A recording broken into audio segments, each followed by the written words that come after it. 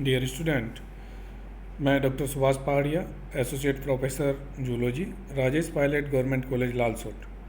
आज हम हर्डमानिया के नर्वस सिस्टम के बारे में बात करेंगे।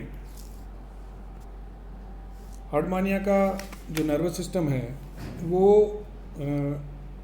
एक न्यूरल कॉम्प्लेक्स के रूप में पाया जाता है। इसके अंदर जो इसकी उपस्थिति है नर्वस सिस्टम की, इसमें जो ब्रेन और जो नर्व गैंग्लियन जो होते हैं वो लार्वल स्टेज में अधिक डेवलप्ड होते हैं। वहाँ पर सुविकसित प्रकार का नर्वस सिस्टम होता है, लेकिन एडल्ट जो हर्डमानिया जंतु है उसके अंदर जो अविकसित या अवशेषी प्रकार का नर्वस सिस्टम पाया जाता है। यहाँ पे जो नर्वस सिस्टम का डिजनरेशन होता है, जबकि लार्वा जो होता है उसमें वेल डेवलप्ड नर्वस सिस्टम पाया जाता है। तो ये चीज़ इसमें क्लियर की है। नर्वस सिस्टम जो होता है वो अल्पविकसित प्रकार का होता है। इसमें जो नर्व ग्लैंड्स होती है, नर्व गैंग्लियन होते हैं, वो एक ठोस तंत्रिका या उसको नर्व गैंग्लियन कहेंगे जिसके रूप में पाया जाता है। और इसमें सेरिब्रल गैंग्लियन या जिसको हम ब्रेन कहेंगे उसके रूप में नर्वस सिस्टम पाया जाता है। तो ये एक गुलाबी रंग का लंबा सिस्टम और लगभग 4 mm का होता है। और इसकी जो स्थिति होती है वो दोनों साइफन्स के जो एट्रियल और ब्रेंकियल साइफन है उसकी जो मिड डोर्सल सरफेस है वहाँ पर ये स्थित होता है। जो ज़्यादातर जो ट्यूनिकेट्स एनिमल्स हैं उनमें जो न्यूरल ग्लैंड है उसकी डोर्सल सरफेस पे पाया जाता है, लेकिन हर्डमानिया के अंदर जो नर्वस सिस्टम है वो न्यूरल ग्लैंड के नीचे की तरफ उपस्थित होता है। इसमें जैसा कि आप डायग्राम में देख रहे हैं कि हमने जो नर्वस सिस्टम की जो बात कर रहे हैं उसके अंदर प्रमुख रूप से न्यूरल कॉम्प्लेक्स हम मानते हैं कि जो नर्वस सिस्टम है वो न्यूरल कॉम्प्लेक्स के रूप में होता है। और जो न्यूरल कॉम्प्लेक्स है वो 3 चीज़ों से मिलकर बना हुआ है कि जैसे कि जो नर्व गैंग्लियन या जिसको हम ब्रेन कहेंगे, दूसरा न्यूरल ग्लैंड, और तीसरा जो इसका स्ट्रक्चर है वो डोर्सल ट्यूबरकल कहेंगे। तो ये तीनों स्ट्रक्चर मिलकर यानी कि ब्रेन, न्यूरल ग्लैंड और डोर्सल ट्यूबरकल, ये तीनों मिलकर न्यूरल कॉम्प्लेक्स की निर्माण जो है करते हैं। अगर हम डायग्राम को जूम करके देख रहे हैं तो ये जो डायग्राम है हर्डमानिया का, nerve ganglion with its nerve इसमें दिखाई दे रही है कि जो बीच में आप देख रहे हैं नर्व गैंग्लियन है और दोनों साइड में दोनों साइफन है। एक तरफ एट्रियल अपर्चर वाला एट्रियल साइफन और दूसरा जो ब्रेंकियल अपर्चर या ब्रेंकियल साइफन जो होता है वो।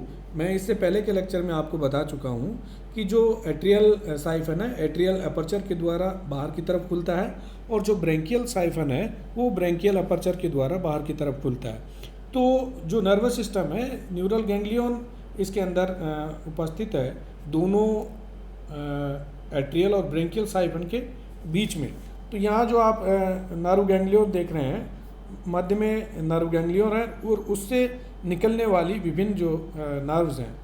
तो इसमें जो प्रमुख नर्व्स हैं ये बाइपोलर और मल्टीपोलर प्रकार की नर्व होती हैं और इस प्रकार का एक नेट नुमा संरचना जो है ये तंत्रिकाएं बनाती है। तो इन तंत्रिकाओं का प्रमुख कार्य होता है कि जो प्रतिवर्ती क्रियाएं या रिफ्लेक्स एक्शंस हैं उनको नियंत्रित करने का कार्य करती हैं।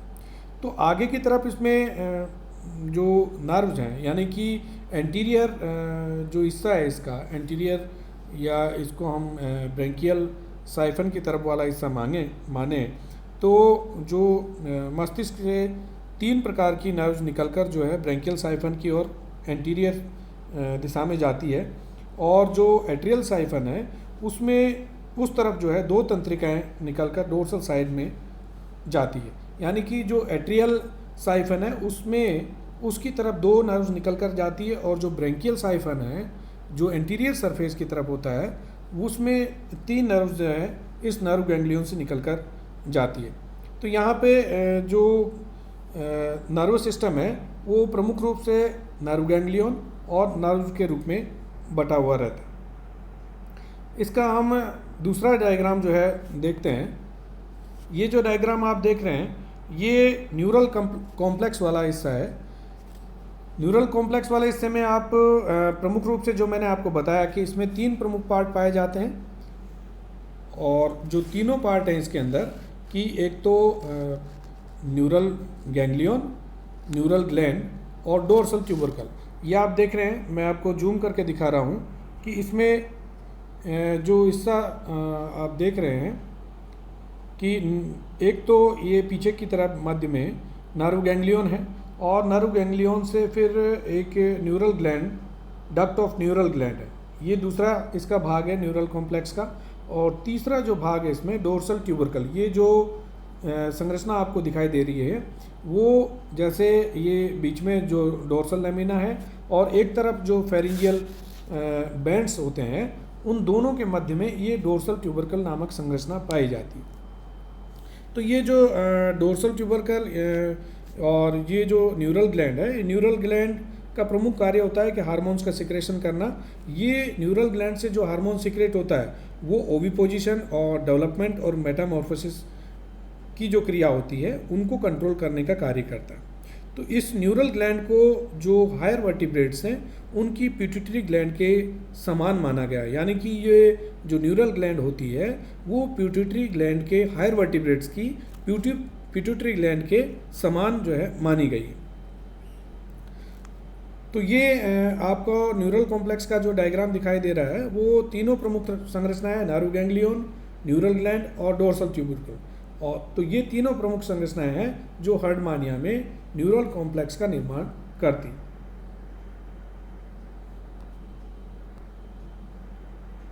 अब हम इसके नेक्स्ट जो इसमें नर्वस सिस्टम का ये पार्ट है, इसके अलावा भी जो नर्वस सिस्टम में जो संरचनाएं भाग लेती है वो रिसेप्टर्स पाए जाते हैं, सेंस ऑर्गन्स पाए जाते हैं इसमें प्रमुख रूप से कि जो नर्व एंडिंग्स हैं ज़्यादातर तो वही काम करते हैं कि जो तंत्रिकाओं के जो सिरे होते हैं वही संवेदी अंगों की तरह कार्य करते हैं, क्योंकि वो मेनली जो संवेदनाएं होती है उनको रिसीव करने का कार्य करते हैं। तो ये प्रमुख रूप से जो तंत्रिकाएं होती है वो टेस्ट के ऊपर और साइफन के ऊपर जो है स्थित होती हैं। तो हम जो इनके पहले रिसेप्टर्स हैं उनको हम कई तरीके के रिसेप्टर्स हैं, 4 या 5 रिसेप्टर्स में हम बांट सकते हैं इसको। पहला रिसेप्टर जो इसका होता है फोटो रिसेप्टर या प्रकाशग्राही, यानी कि जो प्रकाश के प्रति संवेदनशील होते हैं, लाइट के प्रति संवेदनशील होते हैं, और इनके जो ये इस तरीके के जो रिसेप्टर्स हैं उन रिसेप्टर्स में पिगमेंट सेल्स पाई जाती है या रेड पिगमेंट ग्रेन्यूल्स इसके अंदर पाए जाते हैं, जो कि टेस्ट और साइफन के जो ऊपरी हिस्से हैं वहाँ पर पाए जाते हैं। जो टेस्ट और साइफन का जो वेस्कुलर और नॉन वेस्कुलर रीजन जो होता है वहाँ पर ये पिगमेंट सेल्स पाई जाती हैं जो कि लाइट को या प्रकाश के प्रति संवेदनशील होती है और उन संवेदनाओं को वो ग्रहण करके और जो है हर्डमानिया को प्रकाश का ज्ञान करवाते हैं। दूसरा जो रिसेप्टर आप देख रहे हैं टेंगो रिसेप्टर्स, ये जो टेंगो रिसेप्टर्स होते हैं वो प्रमुख रूप से स्पर्श का आभास करवाते हैं कि किसी भी सरफेस के या टच होते हैं उनके प्रति ये संवेदनशील होते हैं, और ये इस प्रकार के जो रिसेप्टर होते हैं वो भी टेस्ट और साइफन के संरचनाओं पर जो है पाए जाते हैं किनारों पर, और वहाँ वो तंत्रिकाएं जो है टच प्रकार के जो सेंस होते हैं उनको ग्रहण करने का कार्य करती है। तो इस प्रकार की जो टेंगो रिसेप्टर्स या इनको हम स्पर्शग्राही कहेंगे, ये रिसेप्टर्स भी हर्डमानिया के अंदर पाए जाते हैं। थर्ड प्रकार के जो रिसेप्टर्स हैं रियो रिसेप्टर्स या इनको धाराग्राही रिसेप्टर्स भी कहते हैं, कि ये जल धारा के प्रति संवेदनशील होते हैं, और ये जो साइफन्स हैं वहाँ के जो सीमांत क्षेत्र है वहाँ पर ये रिसेप्टर्स पाए जाते हैं। तो जो जल धारा की जो सेंस हैं उनको ये ग्रहण करने का कार्य रियो रिसेप्टर्स करते हैं, कि जो वाटर करंट है उसके प्रति ये सेंसिटिव होते हैं और वहाँ से जल धारा के जो सेंस हैं उसको ग्रहण करके ये रिसेप्टर्स बताते हैं। चौथा जो प्रकार का रिसेप्टर्स है वो थर्मो रिसेप्टर्स हैं। ये तापग्राही प्रकार के रिसेप्टर्स होते हैं जो टेम्परेचर के प्रति संवेदनशील होते हैं, और जो साइफन्स के ऊपर जो एपिथेलियल सेल्स पाई जाती है उनके मध्य में ये थर्मो रिसेप्टर्स पाए जाते हैं। इनका प्रमुख कार्य जो होता है कि वाटर के अंदर जो टेम्परेचर के अंदर जो फ्लक्चुएशंस आते हैं, परिवर्तन आते हैं, उनको ये ग्रहण करने का कार्य करते हैं और उससे उन जो टेम्परेचर के फ्लक्चुएशंस हैं उसको हर्डमानिया को बताने का कार्य करते हैं। इसके अतिरिक्त भी जो है कई प्रकार के कीमोरिसेप्टर्स पाए जाते हैं जो रसायन संवेदी होते हैं और विभिन्न प्रकार के जो रसायनों के प्रति संवेदनशील होते हैं, जैसे टेंटेकल्स और डोर्सल ट्यूबरकल, जो पृष्ठगुलिका और स्पर्शक जो संरचनाएं होती है वो कीमोरिसेप्टर प्रकार के रिसेप्टर्स होते हैं जो केमिकल्स के प्रति संवेदनशील होते हैं। तो हम जो रिसेप्टेकल टेंटिकल्स हैं वो ब्रैंकियल साइफन के ऊपर पाए जाते हैं। ज़्यादातर ये ओल्फैक्टरी प्रकार के होते हैं, घ्राण संवेदांग होते हैं और जो जल के अंदर और भोजन के जो पार्टिकल्स होते हैं उनके साइज़ का ज्ञान कराने के लिए ये उनमें टेंटिकल रिसेप्टर्स जो है सहायक होते हैं। इसके अतिरिक्त जो प्रमुख संरचना इसके अंदर पाई जाती है वो है डोर्सल ट्यूबरकल। ये मैंने आपको पहले डायग्राम के अंदर बताया था कि जो न्यूरल कॉम्प्लेक्स है उसमें जो गैंग्लियन, न्यूरल ग्लैंड और जो डोर्सल ट्यूबरकल है वो न्यूरल कॉम्प्लेक्स की संरचना का निर्माण करते हैं। इसकी पोजीशन जो होती है वो इसकी जो प्री ब्रैंकियल रीजन है उसके जो मिड डोर्सल सरफेस है वहाँ पर डोर्सल लेमिना और पेरीफेरेंजियल बैंड जो होती है उसके बीच वाले स्थान पर, मैं आपको इससे पूर्व वाले डायग्राम में बता चुका हूँ कि जो पेरीफेरेंजियल बैंड और जो डोर्सल लेमिना है उसके बीच का जो स्थान होता है वहाँ पर ये डोर्सल ट्यूबरकल पाई जाती है। और इसके अंदर प्रमुख रूप से 3 कुंडली नुमा संरचनाएं जो है पाई जाती है। सिलेटेड सेल्स भी इसके अंदर होती है और ये डोर्सल गुलिका का जो प्रमुख कार्य होता है कि जो फेरिंग्स के अंदर जो वाटर करंट प्रवेश करती है उसमें स्मेल और टेस्ट का पता करने के लिए ये संवेदांग स्थित होते हैं कि फेरिंग्स के अंदर जो जलधारा आ रही है उस जलधारा के अंदर एक तो फूड पार्टिकल्स भी होते हैं और जो उसकी स्मेल होती है उसका पता डोर्सल ट्यूबरकल के द्वारा लगाया जाता है। तो ये इस प्रकार से ये जो डोर्सल ट्यूबरकल है वो ओल्फैक्टरी ऑर्गन और जो स्वादग्राही या टैंगो ये रिसेप्टर है कीमो रिसेप्टर का, दोनों का कार्य करता है। ओल्फैक्टरी का भी और कीमो रिसेप्टर दोनों का भी कार्य करता है। डायग्राम में आप देख सकते हैं कि इसके अंदर जो इसकी पोजीशन है, देखो ऊपर की तरफ डोर्सल लेमिना है और नीचे लेफ्ट साइड में आप देख रहे हैं कि पेरीफेरेंजियल बैंड इसके अंदर पाए जाते हैं। तो इन दोनों का जो स्थान है उसके मध्य वाले स्थान पर ये डोर्सल ट्यूबरकल पाई जाती है। तो इस प्रकार से जो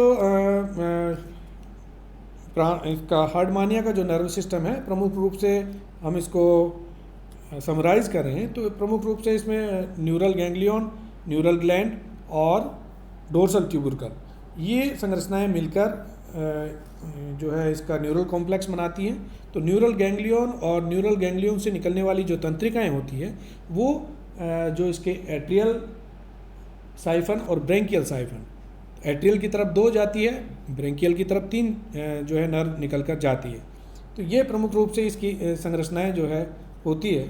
ये डोर्सल ट्यूबरकल का जो मैंने आपको वर्क बताया कि उसके अंदर कौन सी संरचना है और इसका क्या कार्य है। तो इस प्रकार जो हार्डमानिया है उसके अंदर न्यूरल कॉम्प्लेक्स और जो सेंस ऑर्गन्स हैं वो इसके अंदर पाए जाते हैं। Thank you.